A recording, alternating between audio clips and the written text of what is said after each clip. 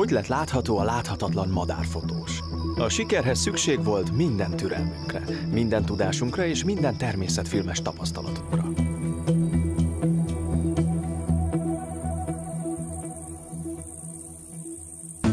Alig emelkedett a nap a horizont fölé, a kiskunsági pusztaszeren már javában zajlik a munka.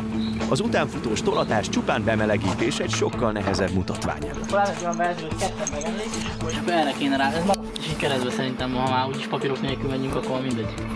Amit a filmben Bence egymaga rakosgat ide-oda, azt a valóságban a félstáb alig bírja megmozdítani. Ezt a lest azért fogjuk kivinni, hogy azok az azok, amiket korábban már kihelyeztünk, azokba fészkelő szalagóták életét tudjuk fényképezni. Sándor az asztalos már hozzászokott, hogy Bence mindenféle kacatot tárol a kertjében. Általában csak télire hagyja itt a dolgokat, és amint kitavaszodik, a sok limlomnak egyszer csak lába kell.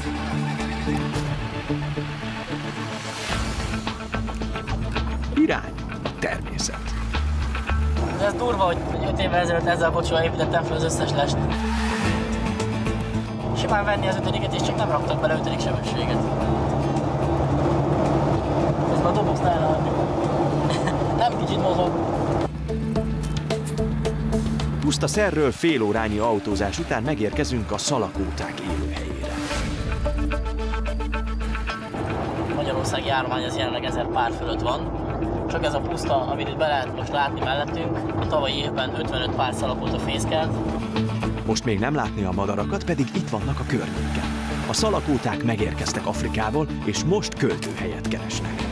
Az a pár, amelyik ide fog beköltözni, előbb-utóbb valamelyik magazin címoldalára kerül. A lesnek az ablaka az egy magasságban van a nyílással, és amikor berepülnek a madarak, akkor a puszta lesz a háttere, az sokkal szebb, mint hogyha az ég lenne. Bárcsak már ott tartanánk. Előbb valahogy be kell férnünk. Az üveg belülről párásodni kezd. Hamarosan alig lehet kilátni az ablakon.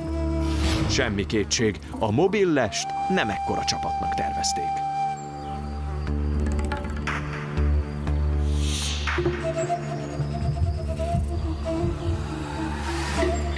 Ezelőtt kitettem egy néhány szalagótót a környékre, és mindjárt az első évben elfoglalták a madarak az egyiket.